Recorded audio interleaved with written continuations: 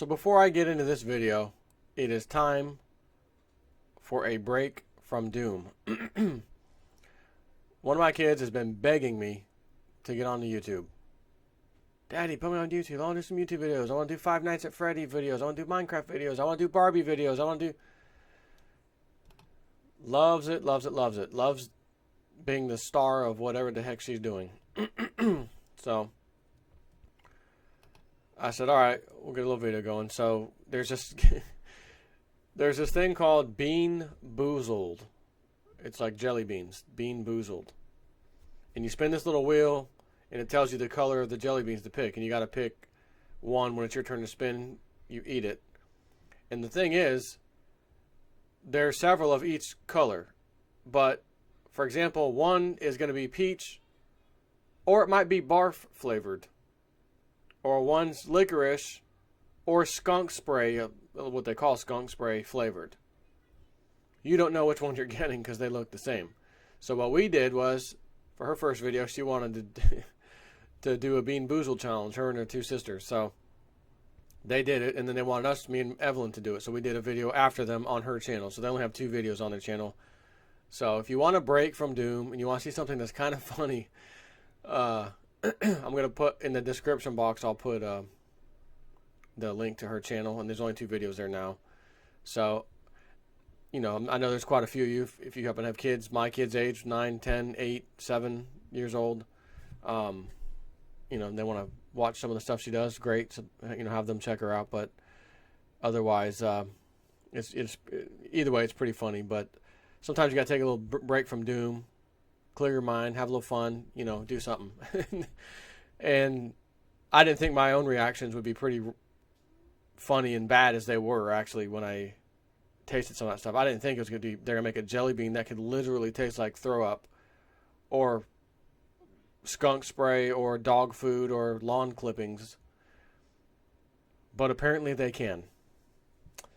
So now on to some, you know, now that doom's off, doom is back on. U.S. military opens $43 million Afghanistan gas station.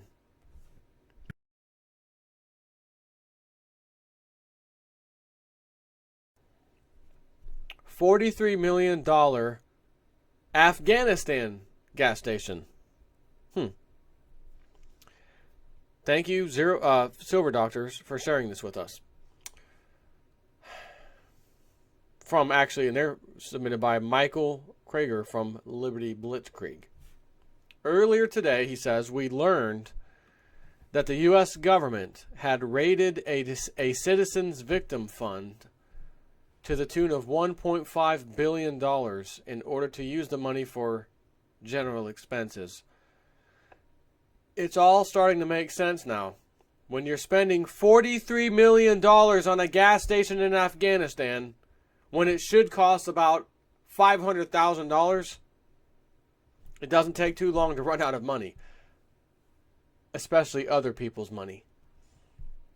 And as Reuters reports, the U.S. Department of Defense spent nearly $43 million on a gas station in northern Afghanistan and has been unable to explain why it cost so much, a U.S. special inspector reported on Monday. The Pentagon, quote, charged the American taxpayers $43 million for what is likely to be the world's most expensive gas station, said John Sopko, head of the Special Inspector General, Office for Afghanistan Reconstruction, a congressionally mandated body.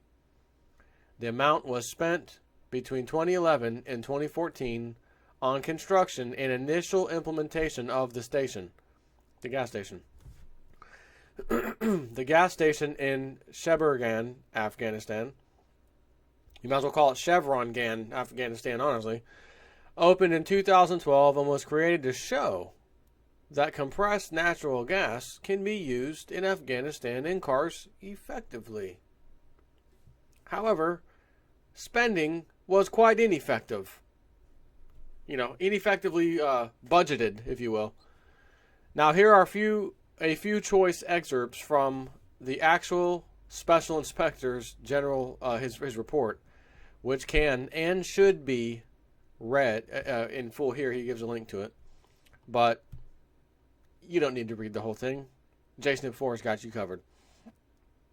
According to a TFBSO study, the task force spent nearly $43 million to construct a compressed natural gas automobile filling station in the city of Sheberghan, Afghanistan. The main purpose of the project was to demonstrate the commercial viability of CNG for automobiles in Afghanistan as part of a broader effort to take advantage of Afghanistan's domestic natural gas reserves and reduce the country's reliance on energy imports. Although TFBSO achieved its immediate objective of building the CNG filling station, it apparently did so at an exorbitant cost to the U.S. taxpayer. In comparison, SIGAR found that a CNG station in Pakistan cost no more than $500,000 to construct. Furthermore, there is no indication that TFBSO considered the feasibility of achieving the station's broader objectives or considered any of the potentially considerable obstacles to the project's success before beginning construction. If you want to know what this is, just I'll cut right to the point if you don't want to hear the rest of this video.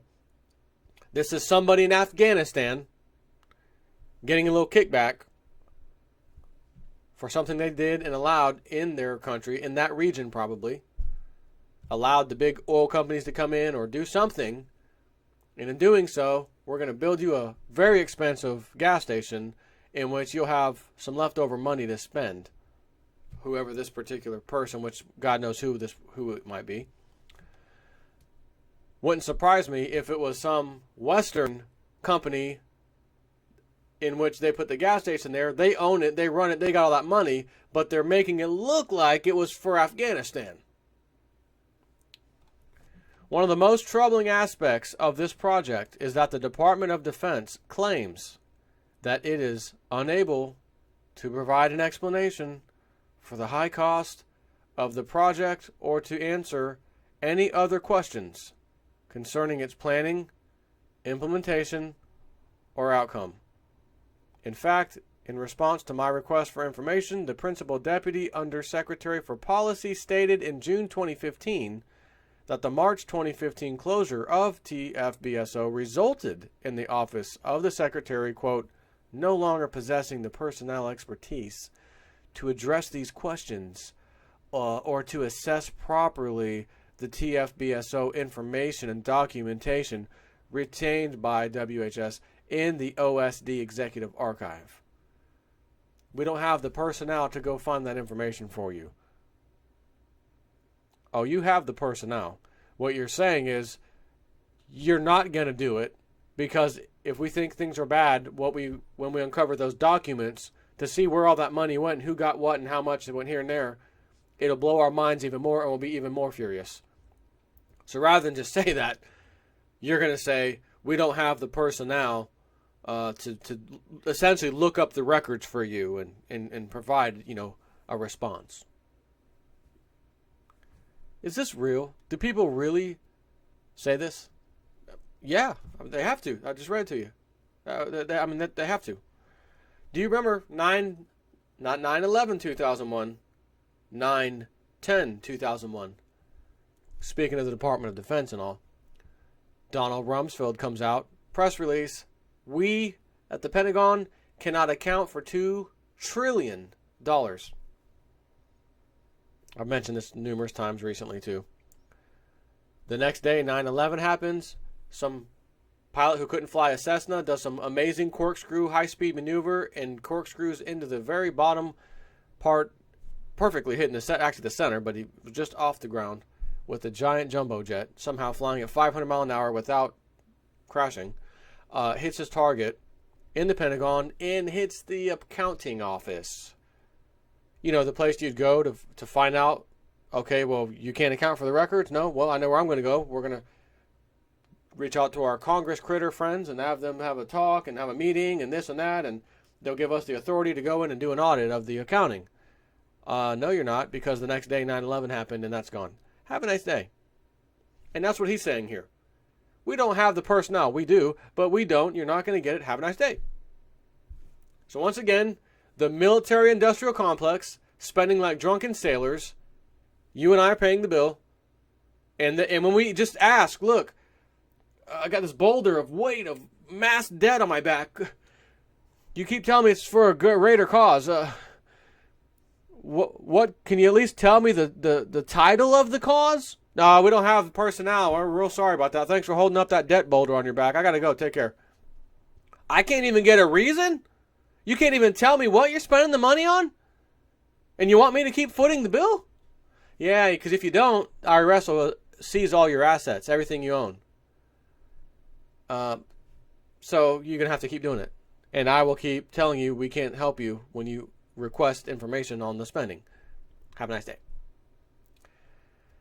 It's times like this when I read this crap that I think, man, if an opportunity came to leave this damn country behind and go to some other country, man, would I take it or not? And then I think about, well, hold on, because the other videos I did recently, and I still stand by that, which is, do you really want to leave this country when all hell's about to break loose in the global financial scene, and you be the Mr. White Gringo American somewhere else, and now they're experiencing pain and suffering financially, and you're over there in their area? It might not go too well for you. Might not work out too well. But again, it's times when I read stuff like this that I must tell myself, I don't care. You can, screw the damn federal government, their rotten taxes. They're going to blow the money. That's like 100 times the cost of what it should have been, almost. 90-something times the cost, 90 times, whatever, the cost of what it should have been. The hell? What the hell's going on here?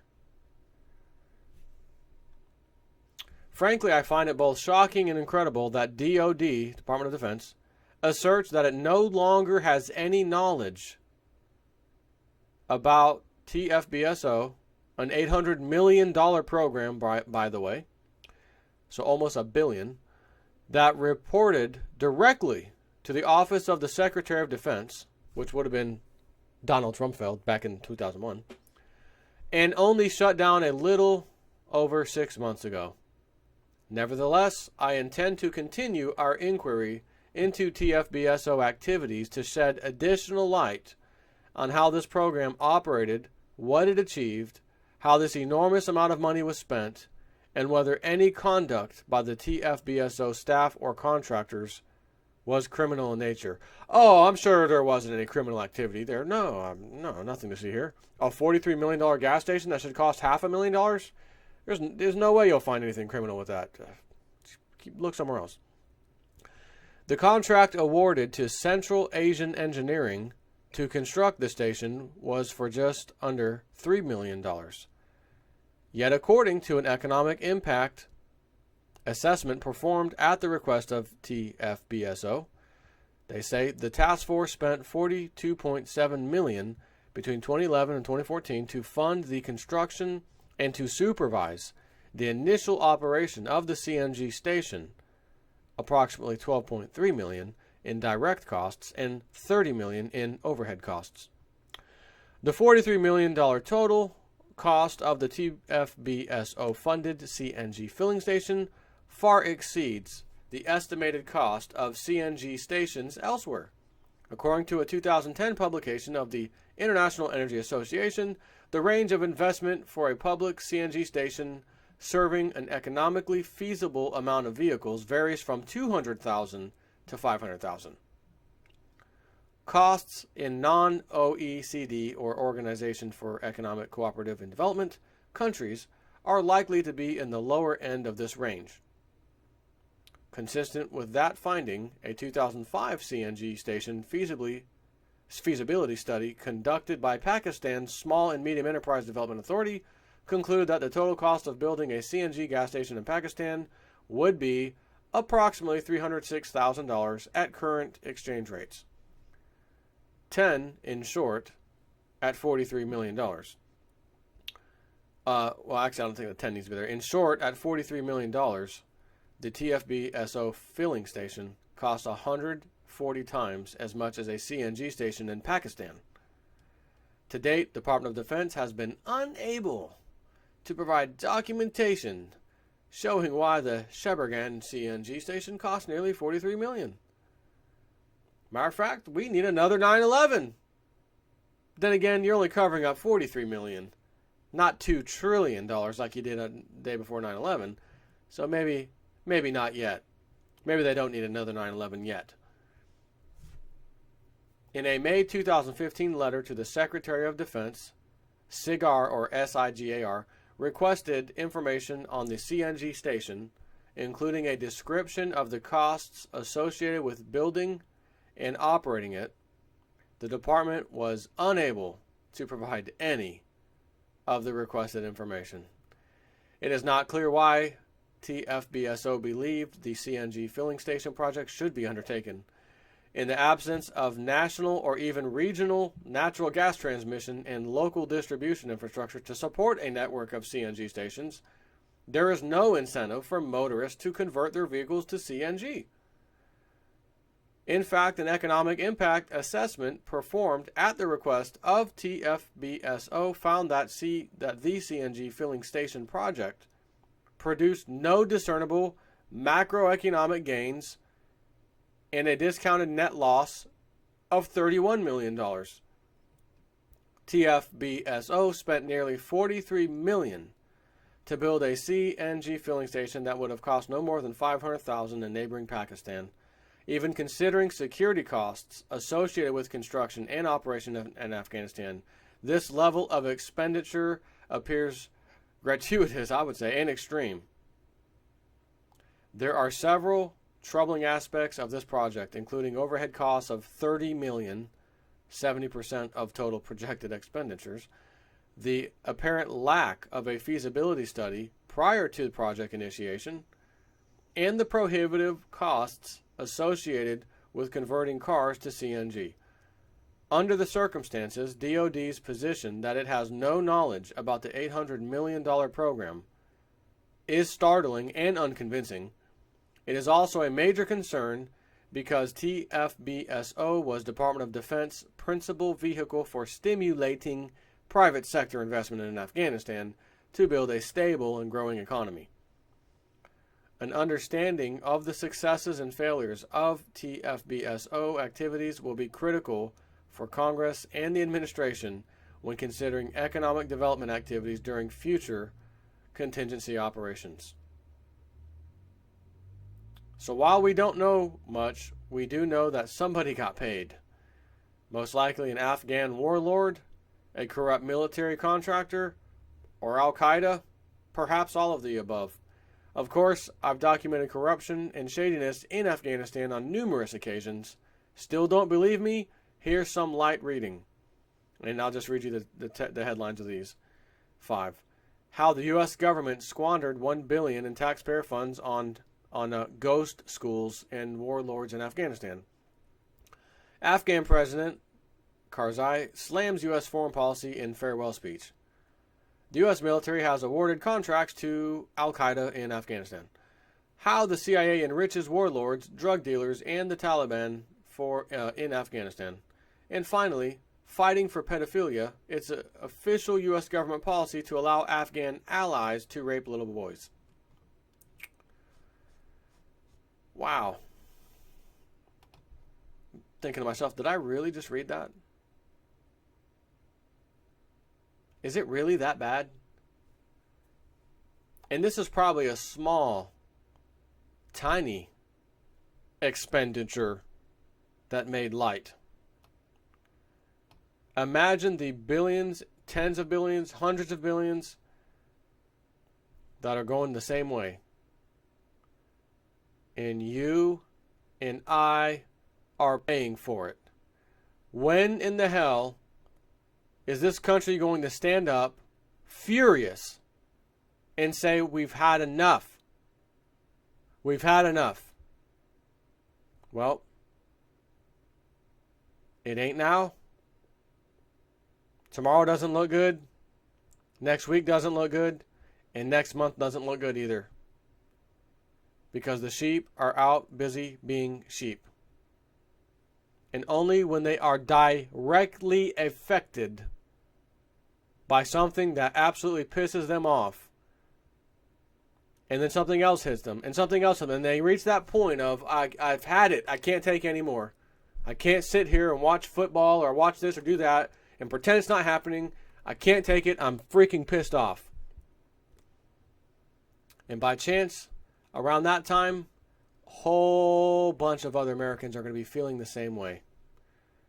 And then you'll start to see the news that's everywhere else, except here in this country, rioting and this happening, and it'll be here.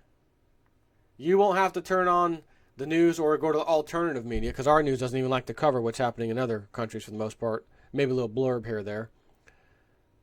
But you ain't going to have to go search for, well, what's happening in Germany and refugee crisis, Sweden, and France, and Catalonia is trying to become their own country, and Spain, they're seceding from their own country. Okay, you're going to be hearing about all of those things right here in America. The question I cannot answer is precisely how soon. But considering stories like the one I just read you, and everything else that's going on in this country, and we still haven't had the big stock market crash yet. And I know what Lindsay said. Last thing he heard, it's still on this year. It was going to happen before the end of the year. And each day that goes by, you have to wonder, is it really going to happen? What are they going to say? What are they going to say? Oh, the market crashed today because of, because every other time it keeps going up. Bad news, market goes up. Good news, market goes up. No news, market goes up. Then yesterday, for some unknown reason, market goes down 250 points. And since I haven't even checked today, it looked like it ended up, Dow Jones, 27 points.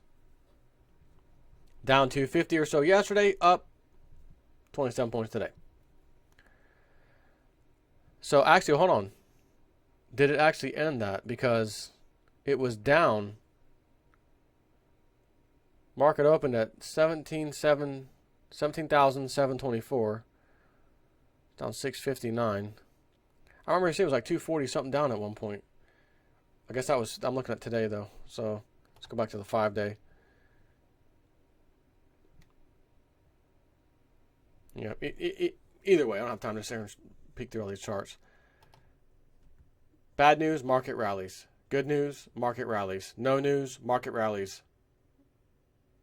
Some other thing, market went down a little bit today, but don't worry, tomorrow it'll be back up. Lindsey Williams said over and over again, after the 2008 crisis, the markets crashed then, not heavy duty, but pretty bad. He said, you will see the markets rise, and they will continue to rise, and then they will rise some more. And when you think there's no chance it'll go up, it's going to go up again, and it'll do it again. And when you're absolutely sure it can't, it has to stop, it can't keep going, it's going to go up some more. And he said they're going to make sure that they have every last sucker sucked back into that market, because it won't make sense. You're going to tell yourself, I stayed out this whole time and that damn thing keeps climbing. It's been a few years now. I'm going to get back in it. And you look at the other world's markets, our market seems to be doing quite well for some reason. It's because we control everything. So as those markets crumble, the U.S. is the safe haven. So when Lindsey Williams said they're going to pull every last sucker back into the market, he didn't say every last American back into the market. He said every last sucker. That's the whole world. So as y'all markets are sucking, come over here. Chinese market sucking, come over here. Japanese market, come over. German market, come on. Come on over. Ours, it defies logic. We know this. But it's going up, so who cares? So just get in it. And then when they're ready, they pull the rug out from underneath it. It's November 10th. Think about this. the market is supposed to crash this year, according to Lindsey Williams through his elite friend. And it was supposed to be anywhere in between September and December, or the end of the year, so January 1st, let's say. And September went by, we had the Shemitah, the blood moon stuff, nothing happened. I mean, nothing major. Sure, the markets did go get hit all over the place, but the big one never happened. October, the 23rd, no. October went all the way through too. November 5th and 3rd, the date on the Economist magazine. Today's the 11th, today's the 10th. Nothing happened. Your mind now tells you, this is probably hard to believe, like, chances of a market crash ain't looking real good. But I want to present you with a thought. Goldman Sachs former executive or high-level men, I think 4 of them now occupy 6 regional Federal Reserve banks. Former Goldman Sachs head, or not necessarily heads, but high-level guys, are now the head, not Janet Yellen's job of the Fed, but the regional banks are mostly filled by Goldman Sachs employees. And the banks will be needing them interest rates to rise because a high interest rate is very, very good for the banking system. They love to lend that money and get that huge interest. So I know everyone's saying, no, it'll be QE to infinity some more. Janet Yellen will not be raising the rates. Not till next year. If even then, it's not likely going to happen this year. But I'm going to suggest, and I might not get it right. Let me just say it. But I might. And I think they will raise rates before this year is over. And when they do, it causes the markets to crash. And then everyone can point the finger at the Fed. Janet Yellen did that. It was her decision. We've been pressuring them, and they did it. Now they've crashed the freaking markets. We shouldn't have done it. It was a bad mistake. And I think, well, what did that Webbot just say recently? The Federal Reserve, coming soon, this year, so that's this month, next month, is going to make some kind of decision, not a good one. At least that's how that's what the news and people will be talking about when this happens. That's how the Webbot works. Not a good decision, Fed. And the next year comes around, and it just shows more of that terrible decision, whatever that ends up being, whether it's a crash or whatever. So I'm thinking about all this, and I said, I bet they may actually raise rates this year. And maybe the surprise isn't even that they're going to wait till December. There may be a surprise in the end of November somewhere. We're going to raise rates right now. Up, boop. Took everybody by surprise. Or maybe it will be in December. I'm just going to throw that out there to think about. Because I do remember Lindsey did say, and I looked at the date he talked about it, and it happened. And it might have been in 2013. I'm trying to think of the year. I think it was 2013. And he said they're going to use what's called the interbank lending rate. It's the rate that banks charge each other to lend money. And he said that's the tool they're going to use. Because so many derivatives are tied to interest rate vehicles. So you mess with interest rates, you got some major derivative problem, the whole thing goes down. And he said they did a test run on Friday, which was back then. And after I did it, I looked at the news. Okay, went online. Yep. Okay, there's some news about this rate, this interbank lending rate. They're saying that if by Monday morning, China just lost $1 billion because of this rate just went up a tiny bit, and that if Monday morning comes and this rate's not back down, there's going to be all hell breaking loose in the markets. I'm talking mainstream media. I read this. I was like, son of a gun. And he said, don't worry, be rest assured, the rate will be back to normal by Monday. It's just a test run. They liked what they saw. It was going to work. That's all they needed to know. And they put the rate back where it belonged. Monday came. Okay, the interbank lending rate went back to where it was. We're fine. No crash, no nothing. No more news. It all went away. Back into nowhere land. But old JSNIP4 remembered that. So, speaking of interest rates, I understand that the Federal Reserve sets these benchmark rates, whatever. But if the and I don't know the answer to this, but if the Federal Reserve sets a higher rate, let's just say December comes and yep, we're hiking right now. Does that automatically mean the interbank lending rate goes up too? I don't know that. I don't have the answer, so I can't give you my scoop on that. But if it does, then you have the double whammy. Interest rates for the Fed go up. The interbank lending rate goes up. All hell breaks loose. Derivatives start crashing. Market starts crashing. Bad decision Fed. Bad, smack on the hand, etc. And let's not forget when Janet Yellen gave her speech and she was like having a heart attack, a stroke on stage and couldn't talk and was slurring her speech. Remember I told you in the video, she just got news that she's going to be the one in charge when the whole damn world's economy goes down, and it's going to be her decision that plays a role in it. She just found that out. Now she has to give the speech knowing what she knows in her mind and then just read the stupid script. It's already written for me. All I have to do is read these sentences and these words. I don't have to think, kind of like Obama with his teleprompter. He just reads it. That's all I have to do, except I don't have to worry about the teleprompter shutting off because I don't have one. This is paper in my face. I just got to read it. And she couldn't even read it. And sat there for 25, 30 seconds, I think at times, just frozen, looking down at this paper. That is not any kind of way, in any way, shape, or form, normal behavior. I said at the very least, she had a nervous breakdown. The very worst, she just had a stroke. And don't tell me, if they say, oh yeah, she had a little mini stroke, actually, you know, whenever if we even finally find out what really happened with her, just think of when it happened. You're giving this speech.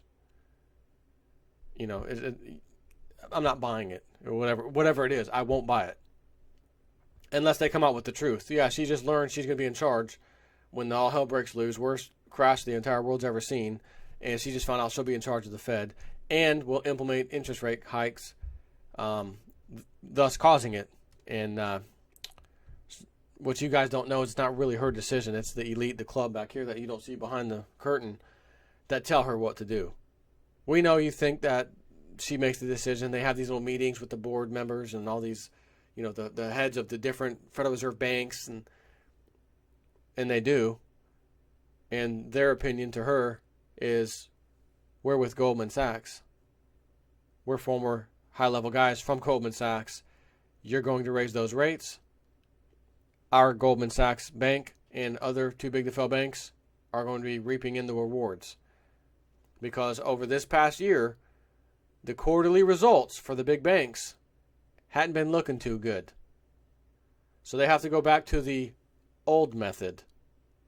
Oh, we can't be an investment banking institution anymore and make money. We keep getting fined to hell constantly, and that stuff's drying up. We have to go back to normal banking, which is lending people money. But we don't want to lend people 2%, 3% freaking home loan. No.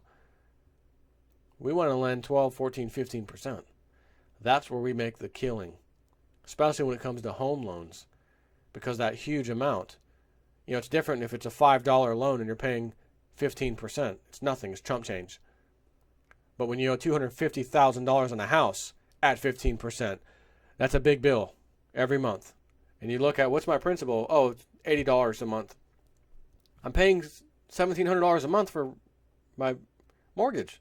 Yeah. How much again is coming out for the principal? About $80, $100 maybe. Okay. Well, I see that fee and that fee. Okay. Oh, so like 1,000 of it's going to the bank in interest only. Yeah. Yep. Yeah. 1,000 goes to the bank in interest. $100 goes to the actual principal. The other few $100, you know, whether maybe you're escrowed or whatever, you know, other little fees, county this, whatever. Okay. $1,000 interest.